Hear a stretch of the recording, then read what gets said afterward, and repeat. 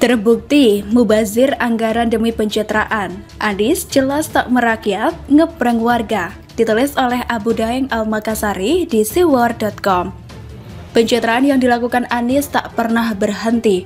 Entah sudah berapa banyak biaya yang dikeluarkan agar tampak sebagai orang yang merakyat. Mungkin lebih banyak biaya yang dihabiskan untuk memoles dirinya daripada biaya yang seharusnya diperuntukkan untuk kesejahteraan rakyat. Anies dan sekutunya tak peduli, masih banyak warga DKI yang melarat dan kesulitan ekonomi. Anies dan para buzzernya tidak peduli apakah banyak warga Jakarta yang tak mendapatkan manfaat dari program janji-janji kampanye itu. Para buzzer yang menjilat Anies sudah sangat puas dengan perolehan fulus yang diberikan. Dan para kadrun yang selalu melihat Anies sebagai orang soleh dan beriman, memujinya secara membabi buta. Hasil dari doktrin para oknum ustadz yang doyan jualan agama pendukung Anies. Buzzer pendukung Anies dan atau kadrun yang buta hati itu sok religius. Agama masih menjadi isu yang seksi, digoreng meski sudah mau hangus, mabok agama. Dalam postingan Anies di Instagram kemarin, ia memperlihatkan dirinya sedang berada di warung kopi sederhana.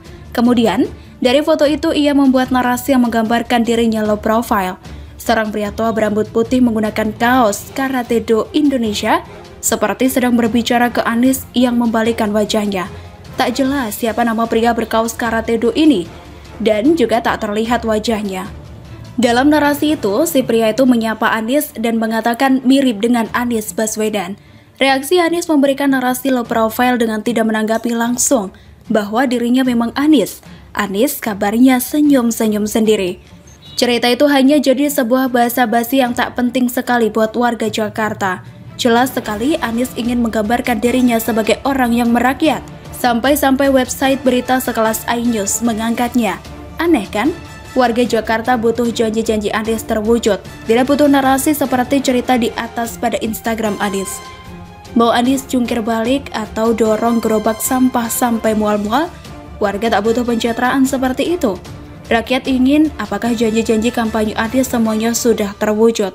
Dan tampaknya belum ada yang benar-benar terrealisasi semua janji-janji kampanyenya. Ini bukan merakyat namanya, tapi tukang kibul mabuk pencitraan. Warga dijanji akan mendapatkan modal usaha melalui program OKOC. Anies bisa ngeles bahwa itu program Sandiaga Uno dan sudah tidak jadi wagub. Anies jelas tidak mengeluarkan kebijakan dan solusi dengan kondisi ini. Malah, Anies buang-buang anggaran dengan membayar komitmen fee Formula E yang batal itu. Mau merakyat bagaimana lagi yang Anies dustakan? Dengan pemborosan anggaran yang bukan untuk rakyat, yang mayoritas ekonominya kurang bagus dan memilih Anies? Kalau sudah begitu, upayanya yang merakyat dengan mencitrakan dirinya sebagai orang yang merakyat seperti dalam narasi itu, jelas tidak membuat program dan janji-janji kampanyenya terwujud. Itu adalah cara lari dari tanggung jawab mengalihkan isu yang sangat penting. Pemimpin yang merakyat itu juga memberikan manfaat bagi warga, apalagi jumlah warga yang susah di Jakarta ini sangatlah banyak. Mereka butuh gubernur yang bukan gabenar. Warga butuh gubernur yang bisa mewujudkan keadilan dan kesejahteraan sosial. Rumah DP 0 rupiah adalah janji Anies yang ternyata banyak kejanggalan. Jelas-jelas Anies tidak merakyat dengan pengibulan ini. Tentu, masalah perumahan di Jakarta seperti ini, Anies tidak akan membahas di akun Instagramnya. Bahkan, ia mengaku tidak menahu secara teknis programnya ini. Maka sekali lagi, bagaimana bisa dibilang Anies merakyat? Pengakuan Anies itu soal rumah DP 0 rupiah adalah bahwa Anies memang tidak bisa kerja. Ia hanya jago akting dan berretorika. Anies adalah politisi yang merangkap sebagai aktor, yang ternyata otaknya kotor dengan segala permainan retorika. Gubernur terbodoh sepanjang masa di DKI. Bagaimana bisa disebut merakyat? Sungguh, kasihan warga yang hanya dibuai dengan segala pencitraan yang tak perlu. Warga sebenarnya sudah bisa menguliti Anies. Banyak beredar foto-fotonya yang lagi makan besar bersama orang-orang dari Timur Tengah. Di mesin pencari akan memberikan hasil yang sangat menakjubkan. Ketika pembaca menulis kata kuncinya, Anies makan besar. Google akan memberikan foto-foto Anies yang lagi menikmati makan masakan Timur Tengah yang sangat mewah. Padahal di Timur Tengah sendiri telah banyak terjadi peperangan sehingga mengakibatkan banyak rakyat yang menderita kelaparan. Di Yaman dan Palestina adalah contoh negara yang juga mayoritas Islam tapi tidak banyak mendapatkan bantuan dari sesama beberapa negara Muslim. maka dengan label gubernur yang soleh atau gubernur muslim yang Anies dapatkan, sejatinya adalah kemunafikan dan pencitraan belaka. Dengan pengibulan dan tak menepati janji-janjinya, Anies tidaklah mencerminkan sifat Islam atau seorang muslim. Anies hanya politisi yang meraih kekuasaan dengan jualan agama, jualan ayat dan mayat, pendukung para kadrun yang mabok agama. Muslim itu seperti satu tubuh yang jika ada salah satu anggota tubuh yang sakit, maka semuanya bisa merasakannya. Tapi, apa yang terjadi dengan Anies dan sekelompok orang yang merasa sudah memiliki surga? Mereka tak peduli pada nasib warga. Mereka tak peduli warga ngontrak rumah dan berpindah-pindah. Mereka tak peduli pada warga yang bisa saja anggaran untuk kesejahteraan warga itu dihambur-hamburkan buat pencitraan saja. Begitulah kura-kura gubernur terbodoh yang menghabiskan anggaran secara mubazir demi pencitraan sementara.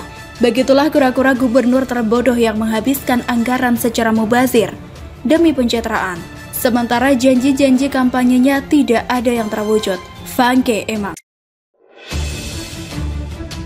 Tidak ada yang dirugikan dengan masa jabatan presiden 3 periode.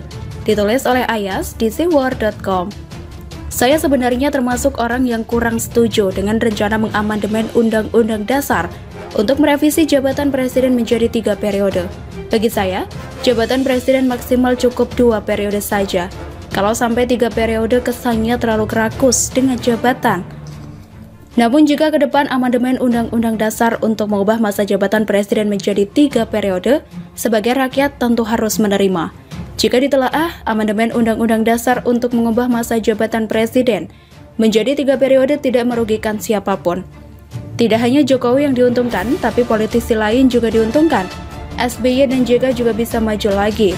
Penjelasan kenapa amandemen Undang-Undang Dasar untuk mengubah masa jabatan presiden menjadi 3 periode tidak ada yang dirugikan adalah sebagai berikut. Pertama, SBY dan JK bisa maju lagi menjadi capres atau cawapres. Seperti yang kita sudah ketahui, keduanya masih berambisi untuk menjadi presiden di Indonesia. Mereka sangat diuntungkan jika amandemen Undang-Undang Dasar untuk mengubah masa jabatan presiden menjadi 3 periode bisa terwujud. SBY dan JK tentu masih punya ambisi dan logistik untuk kembali maju di Pilpres 2024. Kedua, presiden setelah Jokowi nanti juga diuntungkan. Dia bisa punya kesempatan menjadi presiden untuk 3 periode. Hal itu berlaku untuk siapapun yang nantinya bisa menjadi presiden. Masing-masing partai diuntungkan, begitupun masing-masing capres maupun cawapres ke depannya. Ketiga, anggapan bahwa amandemen Undang-Undang Dasar untuk mengubah masa jabatan presiden menjadi 3 periode adalah agar Jokowi bisa menjadi presiden lagi, menurut saya keliru. Sebab, wacana amandemen Undang-Undang Dasar untuk mengubah masa jabatan presiden menjadi 3 periode tidak datang dari Jokowi, melainkan dari partai-partai pemerintah. Selain itu, Jokowi juga menegaskan tidak akan maju lagi dan cukup 2 periode saja. Kalau misalnya nanti Jokowi ternyata maju lagi di Pilpres 2024, tentunya setelah amandemen Undang-Undang Dasar untuk mengubah masa jabatan presiden menjadi 3 periode terwujud, belum tentu Jokowi menang. Sejauh ini, Jokowi belum pernah menang dengan telak di Pilpres. Bisa saja jika SBY menjadi lawan tanding Jokowi di Pilpres 2024, SBY lah yang akan jadi pemenang.